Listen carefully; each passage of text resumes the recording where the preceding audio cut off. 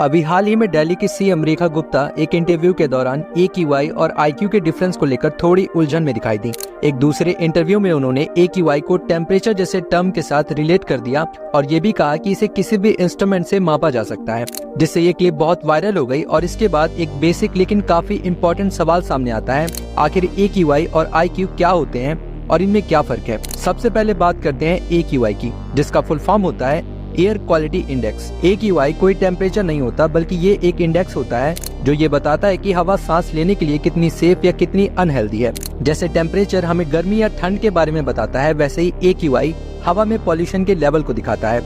लेकिन ये दोनों चीजें एक जैसी बिल्कुल नहीं होती, और ऐसा भी बिल्कुल नहीं है कि आप AQI को किसी भी इंस्ट्रूमेंट से माप सकते हो। इसके लिए सबसे पहले हवा में मौजूद बारीक पार्टिकल्स, स्मोक और हार्मफुल गैसेस जैसे PM2.5, PM10 और कुछ गैसेस को अलग अलग सेंसर्स और मॉनिटरिंग स्टेशंस के जरिए मेजर किया जाता है।